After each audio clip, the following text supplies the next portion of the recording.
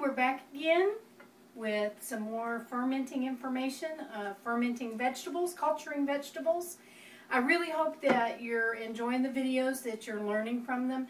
The biggest thing is I hope you're seeing how easy fermenting is. It is the most healthful, the most beneficial to your body way to have your vegetables. And so I hope that you're seeing how easy it is, because if something's not easy and convenient in this busy world, then it's not really too much good. Even though it's a much better way than something processed and worth the time that you put into it. I did want to mention, because I didn't on some of the other videos, that I actually spend less time in the kitchen now because I ferment my food. They're in jars in the refrigerator. And so for something during the week, I can put a roast in the crock pot, a chicken in the crock pot. I come home from work, that's done. I open up the jars of vegetables, that's done, and we have a great meal, and extremely healthy as well. So I want to continue to teach you and show you how simple this is. One of the things in the other two videos, I used rocks to weight down my vegetable, because you always want to keep your vegetable underneath the water, whatever the water level is. And I had put my rocks in a plastic bag, and my sister Linda, who loves me, said, "Deb, did you really want to do that?" And honestly, because I know the rocks I have as weights, I don't usually put them in anything. But I put them in plastic bag on the videos before, because I thought if I just put them in the vegetable, somebody's going to go, yuck. So I felt kind of self-conscious about it. But I think I've got a better method. I've put my rocks in cheesecloth, and I saved the rubber bands that come on the vegetables from the grocery store. And so I just tied a rubber band around it. And but I've got my rocks in cheesecloth, and this way I'll actually be able to wash them off and reuse them. And it's probably a lot safer, better method than putting them in a plastic bag, which I probably shouldn't have done. So we're going to do sauerkraut right now. First of all, before I do that, I use a lot of garlic, and I'm sure everybody does. I use a lot of garlic. But this is a good way to have garlic ready. You don't have to chop or peel or go through all the stuff. You ferment your garlic, and then you've got this nice big jar of garlic in the refrigerator for any kind of use, in salads. Sometimes we actually just eat a clove like it is. It's very good for you, but certainly for anything you want to cook. You've got your garlic already peeled, ready to go. You've got a great big jar of it, and it's going to last in your refrigerator for a really long time because it's fermented. So don't hesitate to ferment your garlic. I did put water, salt, about 2 teaspoons of salt, maybe 2.5, and I did use whey in this. Again, I think I said in one of my other videos, I've been very fortunate. I've never had a ferment go bad, and I know people who have, and I'm very fortunate that I haven't. I don't always use whey. You don't have to use whey, and one of the things I'm going to do today with the sauerkraut, I do not use whey in my sauerkraut. I do use it in some other things, but I do not use it in my sauerkraut. That's just a preference. It's not you have to, you don't have to. It's a personal preference. So anyway, here, do up some garlic, and this is fermenting. I'm going to have to let the pressure off of it tomorrow, which you need to do with your ferments.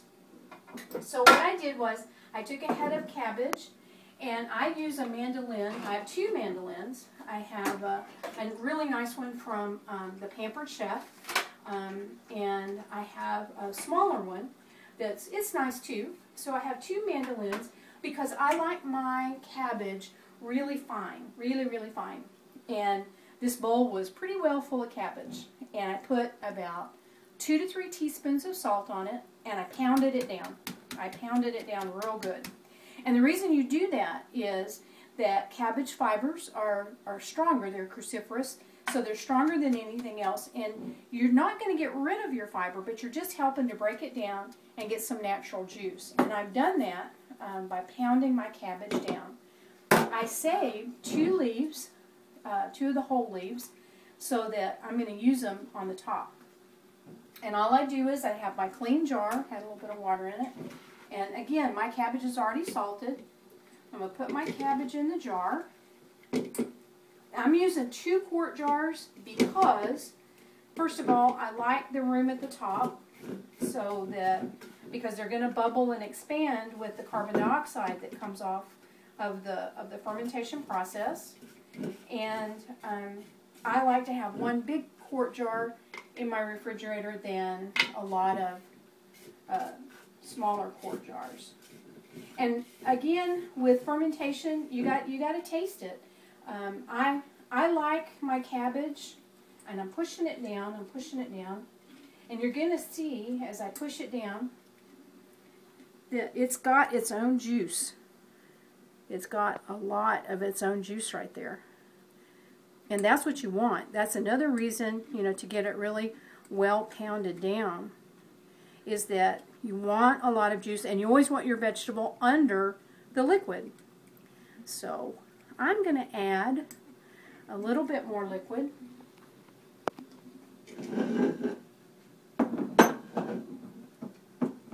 Because I want to have plenty on top. Grab a jar of fresh filtered water. You don't want to ever use water with chlorine in it. You want to use fresh filtered water. And make sure I got most all my cabbage under there. And then I'm going to put one of these leaves on top. I'm going to go ahead, I think, and try to use this big one. And you'll see in a minute the method in my madness here. And then I'm going to put my weights on top of that. Now that's going to keep my good cabbage that I've pounded down, that's going to keep that well below the liquid level.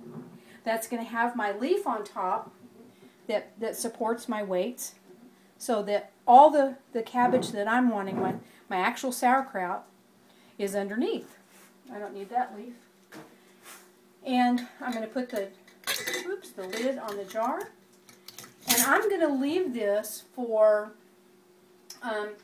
maybe 7 to 10 days. The last sauerkraut I did, I left it for 7 days, and that was really good for me. That was a taste that we really enjoyed and that we liked.